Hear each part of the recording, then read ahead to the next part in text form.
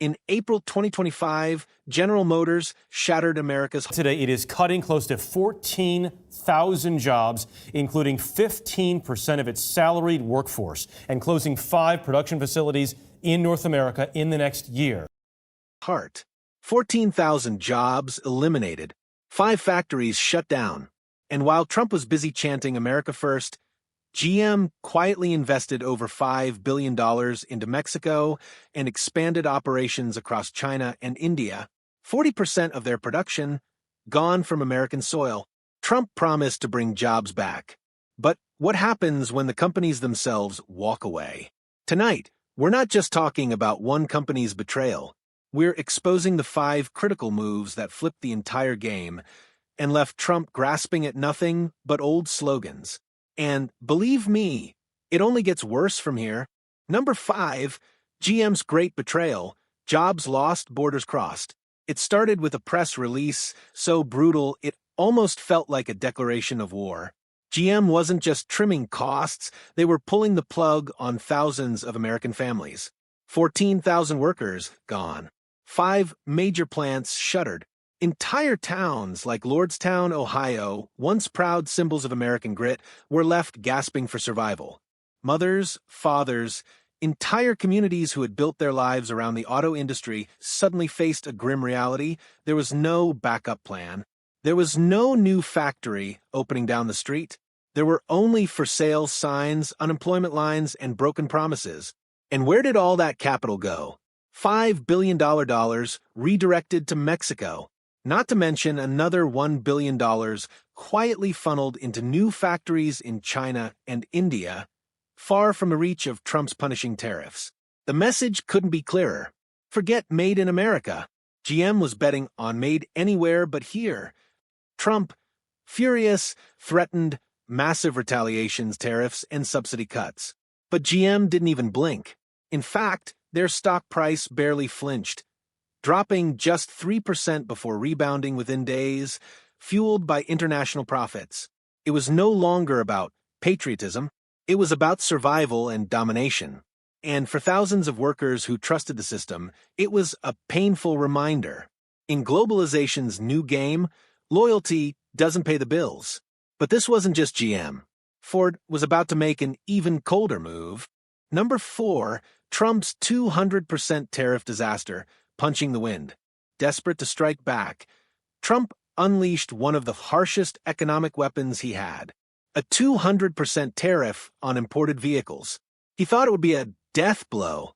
He thought companies would rush back to American soil, begging for forgiveness. Instead, it was like throwing a punch underwater. Car stocks dipped slightly and then snapped right back. GM, Ford, and others simply leaned harder into their overseas markets. In 2024 alone, GM generated over $32 billion from international sales, money completely untouched by Trump's tariffs. Meanwhile, the American car market sputtered. New car prices soared by up to $8,000 in some segments. Consumers balked.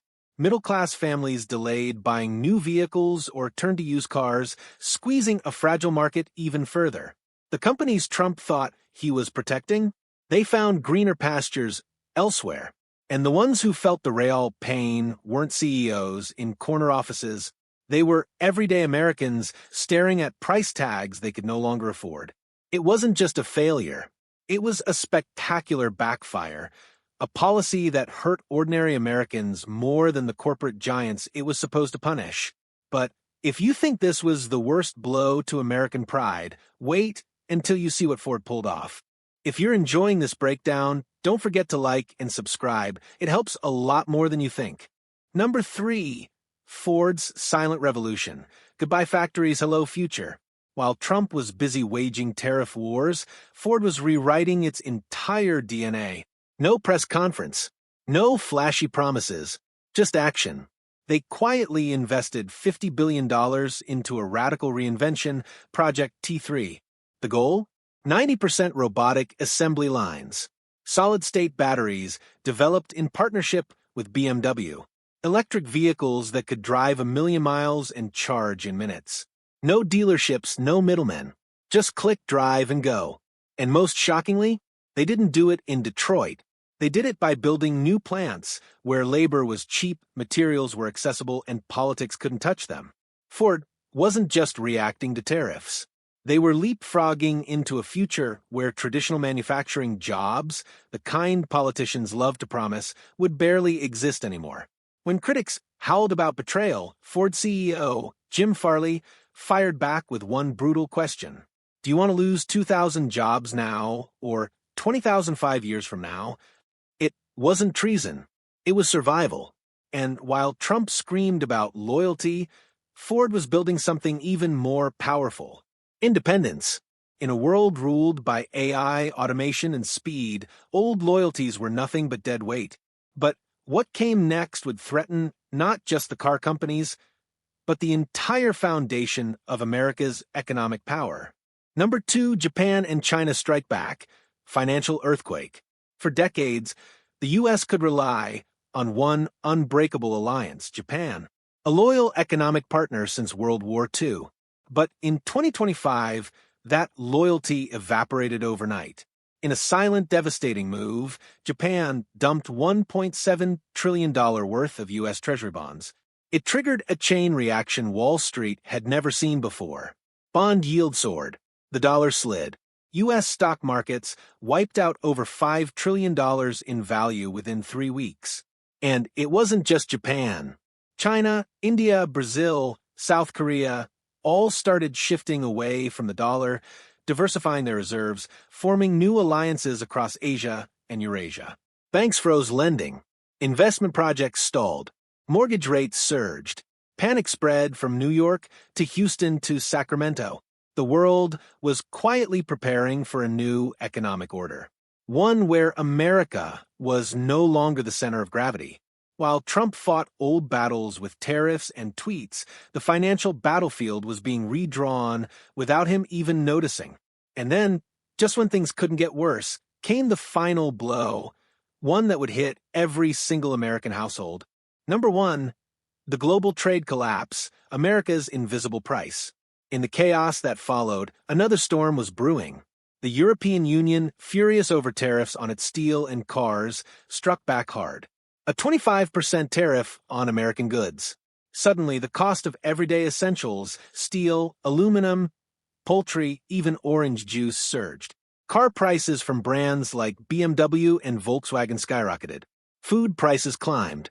It was estimated that the average American family would pay an extra $1,500 to $2,000 a year just to survive.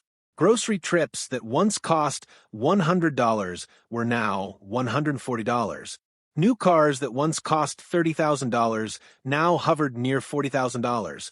Imported electronics from laptops to smartphones became luxury items overnight.